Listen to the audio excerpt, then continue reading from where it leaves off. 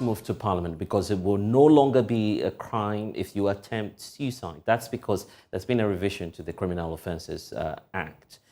This happened after years of advocacy on the part of some MPs and individuals who've been mounting pressure on Parliament to change the laws and to see persons who attempt to take their lives as individuals who need help. Bernard Ahiafo, who's a Kachi South Member of Parliament, has been speaking to Joy News.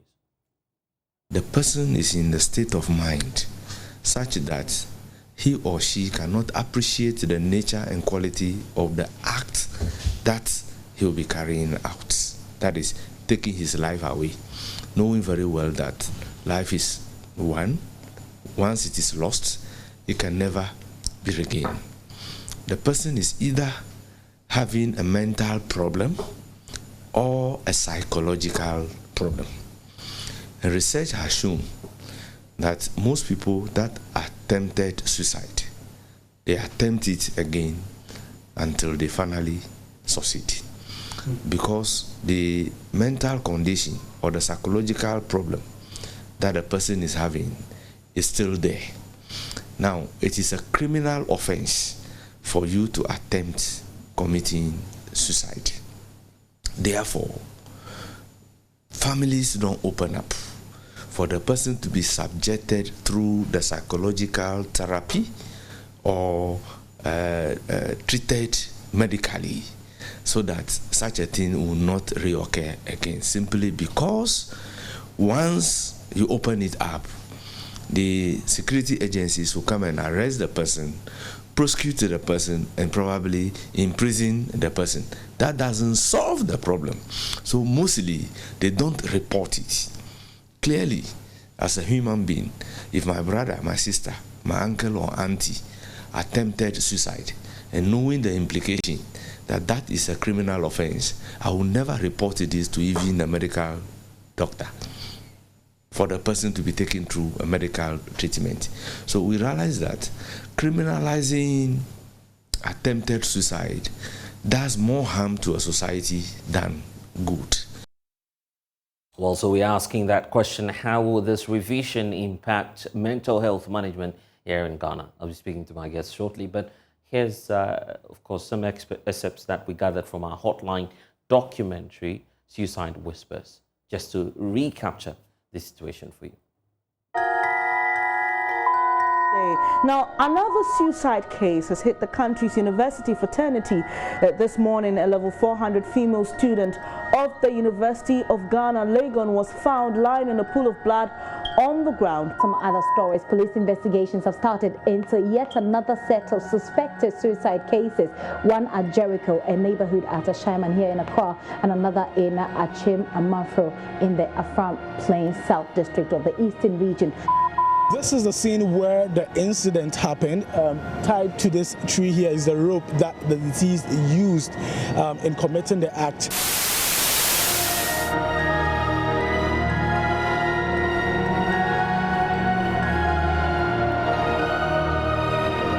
Suicide is fearsome and difficult. It requires resolve and concentration. After taking the poison, I really suffered throughout the night, but I did not die. I went and bought the poison, which I tried on the dogs. So 2 of them died. The other one, maybe he didn't eat because he survived. He was okay. So I said, okay, then the poison is potent, so I will take it, and then all the troubles and all the hassles will be over. So I did take it. Suicide is an act of courage.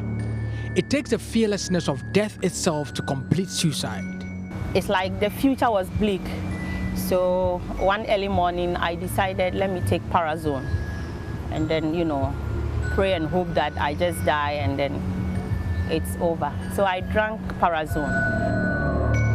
But there's an error in the minds of people who complete suicide, that they are a burden to the people around them, and that everyone would be happier if they died. But that is the reason why they are killing themselves.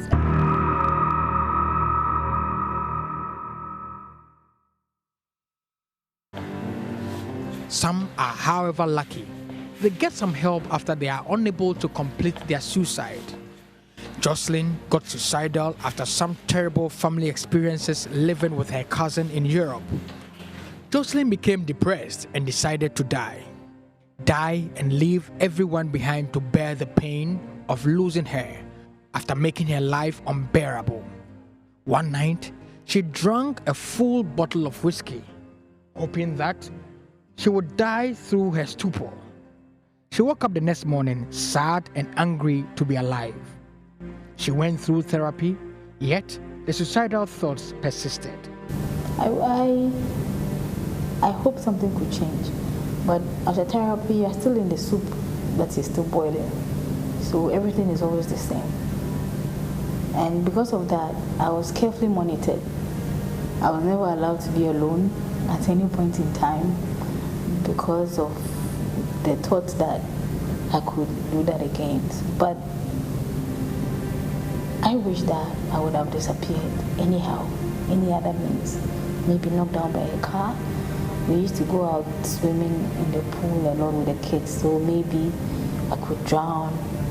Or in the cold nights, winter, if I'm going to work, I would just freeze and something, funny thoughts, was in my mind almost every time, just for me to disappear. But I wasn't really brave enough to take that bold step by hanging or slitting my wrist or stabbing myself or taking poison or drinking poison or whatever. I couldn't do any of that. But I wanted a very smooth save that wouldn't hurt so much. That was what I was aiming for, that one day I would come across such and it would happen. When Hilda survived the other attempts, she finally decided to try a final but more effective way to die. We have a very tall building in the office, up to the 9th floor. So anytime I go up there, then the feeling is like, why not jump? At one point, I actually tried. I went and stood close to where I could jump. Then a colleague of mine just came around. He was passing actually, and he was like, Hilda, today you look so beautiful. Then I was like, in the midst of all these, somebody still sees that I look beautiful. So that actually, made me think twice. I decided that no, I wouldn't jump. And you can catch a playback of that on all of our social media handles. But for now, I want to bring in Esenam Dra, a mental health advocate. Thank you, Esenam, for your time here on The Pulse. So is this good news for those of you working in the space, advocating that we revise our laws and also improve on mental health management here in Ghana? What's your take on this? Thank you so much for having me. I hope I'm not glitching, because on my screen it looks like I'm glitching. We can get you loud and clear. Okay, so it's wonderful news. It's an amazing news because countries like Sweden decriminalized suicide as early as 1864, and Ghana, we are now decriminalizing suicide. So we've been waiting for this for a very long time because we understand that not everybody who attempts suicide wanted to do it because that's what they wanted to do. They felt like they had tried everything, all their options were used up, and that was the final and only way to leave the earth and forget about everything. And so it's amazing news. We are really, really happy, those of us in the mental health community. And as a person with lived experience who once had suicidal ideations, I'm really, really grateful for my journey. And to all those who have suicidal ideations or know someone who is having such issues, I encourage them to seek professional help. And it's the experience that I would want to know much more about. What goes through persons like you who've lived that experience in terms of attempting suicide? Is it much more of a psychological problem? Yes, it is a psychological problem because I have lived experience with bipolar disorder, which is an extreme mood disorder made up of two sides. We have the mania and the depression. So when I was having depressive episodes, I would have suicidal thoughts all the time. I just couldn't get rid of them. They were there every morning, every afternoon, every evening. These thoughts would just tell me, you know what, just end your life. Nobody wants you. And sometimes I'll even have pictures and videos running through my mind of my funeral and how people would be wondering why did I decide to leave and all that. So I do believe that it's as a result of psychological distress. That's why sometimes people decide to take their life. From my own lived experience and from the lived experiences of other people I've met, I can attest to the fact that sometimes most of the time it's a result of psychological distress. And sometimes even the side effects of our medications, like psychotropic medications, can sometimes cause you to have suicidal ideation. So doctors would usually advise that if you go home, you're trying this medication and all of a sudden you are starting to have suicidal ideations, come back to the hospital so that we change the medication for you. I'm certain that you're happy about this law, but beyond the law, there's still a lot of work that has to be done. What's key for you in terms of your society and persons who are working together to improve mental health awareness across the country? Okay, so this morning, someone sent me a quote and she says, after the decriminalization of suicide, it does not mean freedom to live. It doesn't mean freedom to, it actually means freedom to live and not freedom to die, because people outside the mental health community may be thinking, oh, now we are actually saying that people should go ahead and complete suicide. That's not what we mean. There's so much work to be done in terms of suicide awareness and suicide prevention. We do not have, a lot of people don't know much about, all they know is maybe they watch suicide from movies, but they don't know that there's so much that goes into suicide, and there are so many signs and symptoms you can actually see to know that somebody is suicidal. So I'll say that the first key is education. Education right from schools, right anywhere, whether it's a church, school, any organization, there should be education done on suicide prevention and suicide awareness, because people, when I was in university, for example, and I was having my suicidal thoughts, I thought it was normal. It's one of the symptoms of my broken heart situation. I thought I had to go through that, but I did not have to go through that if I had gone to see a professional as quickly as possible. So education is the main thing.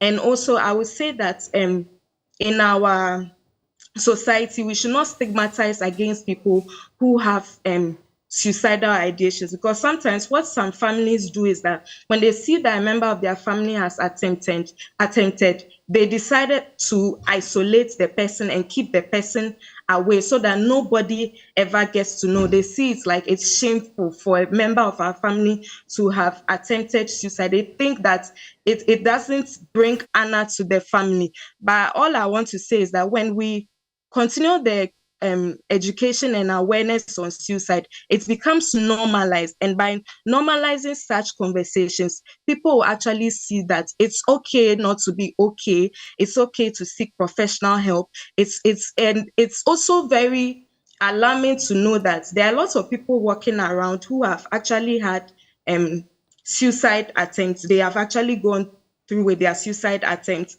and they don't talk about it. So people think, oh, I'm the only one who is going through it. I'll be very happy if people like those who have lived experience with suicidal attempts come out and share their stories in such a way that it doesn't also trigger other people. Because sometimes when people are going through stuff and they listen to stories of somebody's suicidal attempts, they actually pick keys. Like I was listening to the story of some of the people you interviewed, and I was hearing the things that they brought out. The media can, in a way, like mute those places about the items they use and the situations, the environments, the things that they use, so that it does not give people ideas that they can actually do this and do that to actually go through their suicide attempts, it can be very triggering for a lot of people. And for people who have gone through on their journey, sometimes it can trigger those symptoms and episodes once again. How do we address the lapses for those who may be seeking to take advantage of this law? Perhaps they may be seeking to take away their lives, basically as a means of escaping judgment or facing prosecution and all of that. How do we deal with some of these individuals who may be seeking to take advantage of this law? All I'll say is that it's going to take time, and it's going to take a lot of effort on everybody's part. We can't say that we are leaving it alone for those who wanted this. Like people in the mental health community, they said they wanted it. So it's all on us to make sure that nobody takes their lives. Everybody is involved. Everybody is an investor, whether you are a family member or a friend to someone. I would say that everybody needs to take action on their part. We have suicide hotlines where people can call if their family member or friend is going through something. We should not wait till the last moment. When someone also expresses to you their suicidal ideations, we shouldn't just brush it off. Oh, you dear, you are like that. Don't say that. Sometimes people go to church and they open up to their religious leaders, and after they are done opening up, it's like they are being bashed for what they did. Like,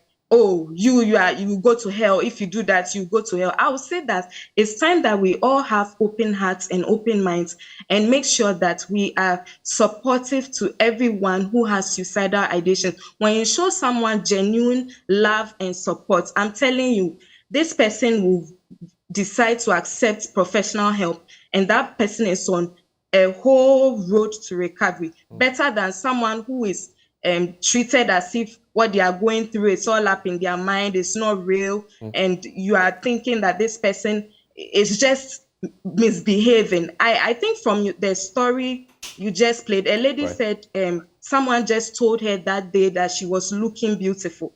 That validation and affirmation alone changed her mind. So I'll say that the responsibility is on all of us. The little things we do, sometimes we jokingly say some things and we do not know that what we are saying has gotten into people's heads, and now they are brooding over it, and that's the reason why they don't want to be here anymore. So I'll say the responsibility falls on every one of us. No one is exempted. Everybody is part of this to make sure that everybody stays around. We'll hear from our parliamentary correspondent shortly, but I'm interested in your story as well, how you found solution to the thoughts that came through, your mind.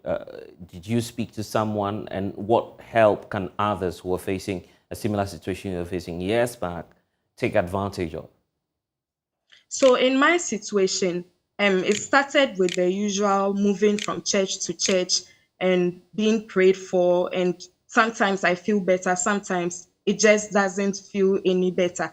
So eventually my father made us go and see a psychologist and a psychiatrist. And that's when I was diagnosed with the condition. And I then decided that I would accept professional help. When I say professional help, I was put on medication, but for a whole year, I couldn't bring myself to understand that I need medication daily to be able to have the life that I want. So when I started taking the medication as prescribed, I realized that the voices I was hearing, the depressive mood, everything stopped. And that was when my life changed. I was able to go stay in school, graduate, live a normal life, work like everybody else, and be able to contribute to society, become a mental health advocate, and become all the things that I wanted to be and even more. So professional help does work. It goes a long way. And I'll say that anybody who does not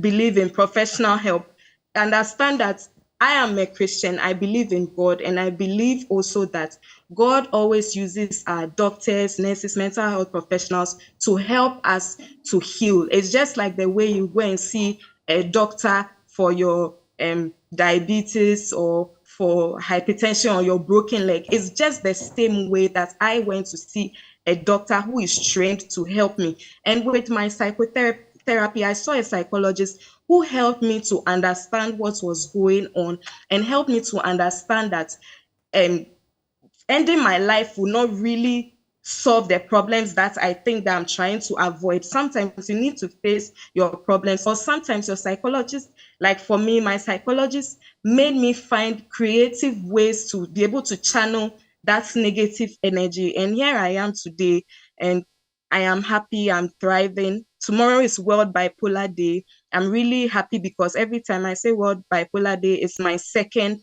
birthday. I am now about 8 to 9 years on my road to recovery, and I still sometimes have those thoughts coming in once in a while. When bad things happen to me, those thoughts come. What are you doing on earth?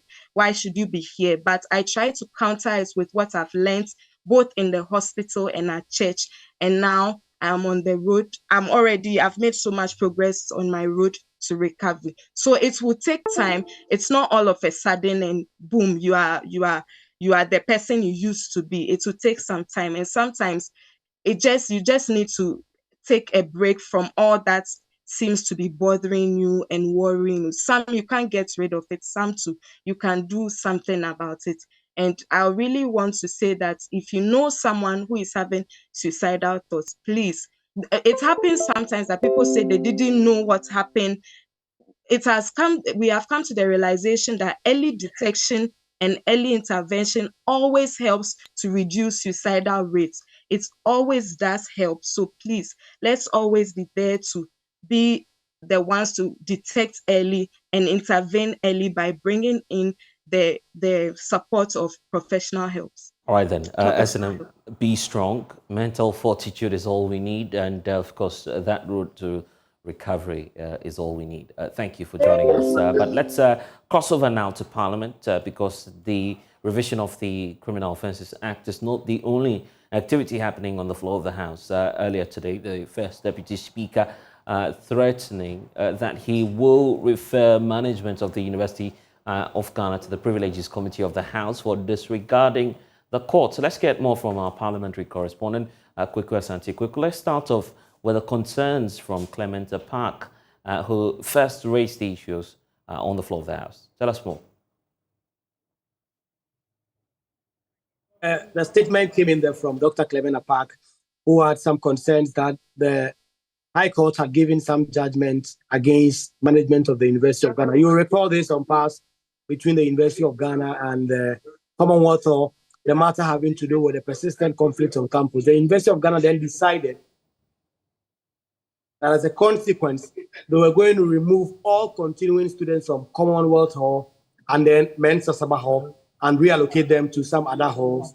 And in the particular case of Commonwealth Hall, they only allocated freshmen and salary students. Yeah. Some students of the Commonwealth who were not happy about the situation went to court.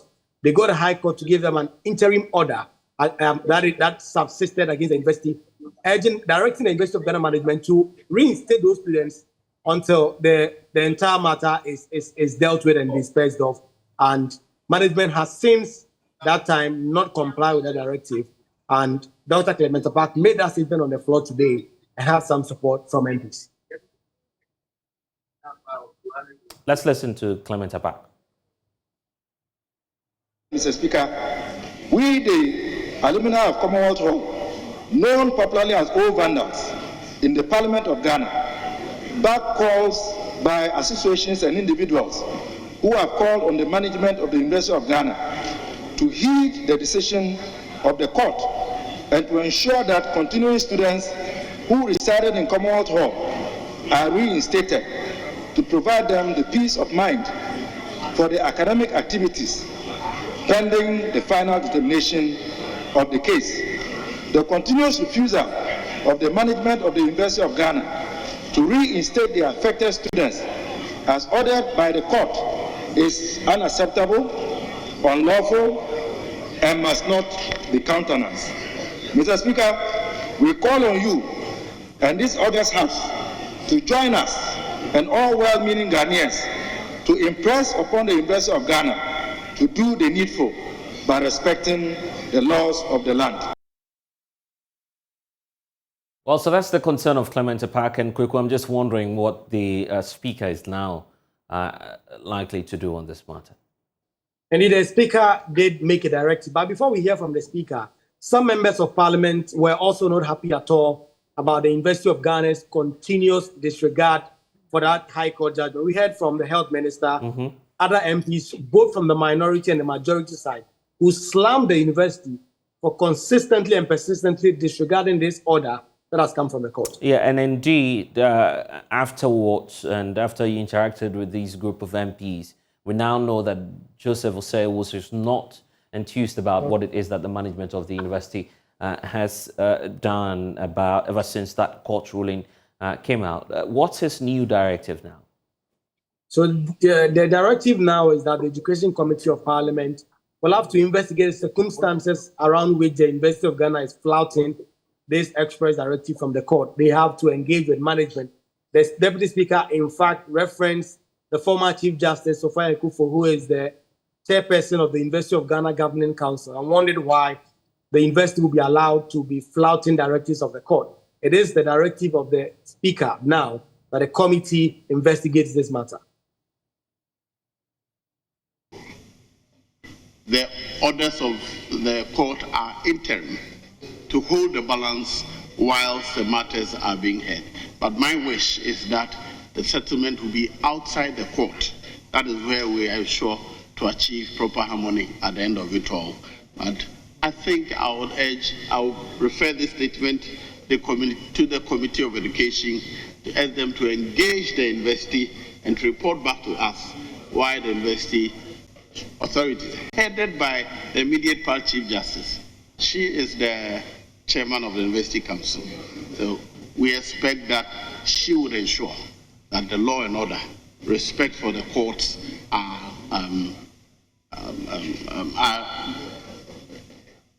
the sanctity of the court orders are respected. So I direct that the statement be referred to the Committee on Education to engage the university authorities to why they should not obey the instructions of the university. Okay then, Kweku, this directive is coming just hours to finalities in terms of the very last activities that the House will be engaged in before Parliament rises. Tell us more. Well, the expectation is that Parliament will go on break on Friday for Easter, but that date has not been firmed up yet because we know there are some critical business of Parliament that has still not been transacted. If the tentative date that has been given is anything to go by, that will be Friday. But there is still the outstanding tax measures that government is hoping Parliament will pass. The expectation is that it will be dealt with tomorrow. If that is dealt with, then government will get it clear to raise that kind of revenue. If that isn't so, then on Friday, that will be taken care of. There is a real likelihood that despite planning to go on Easter break on Friday, Parliament may extend sittings into next week to be able to clear up some of this urgent business. Remember, the Electoral Commission CI and its matters arising are still hanging. The CI has not been laid. The 21 sitting days, of course, has now not started counting. So there are some crucial business that government will be hoping to clear up before they go. Yesterday, we heard from the Information Minister, Kojo Ponkoma, who was rallying the minority members to join them, approve this revenue measure. So the House has just adjourned. They just discussed the National Assembly's Common Fund. They've adjourned to tomorrow. The expectation is that the financial bills will come up. If they're able to firm up, then by Friday they could go on break. But if this tax measure is not approved until then, Parliament may likely extend sittings into next week. Kweku Asante is our parliamentary correspondent joining us with the latest from there.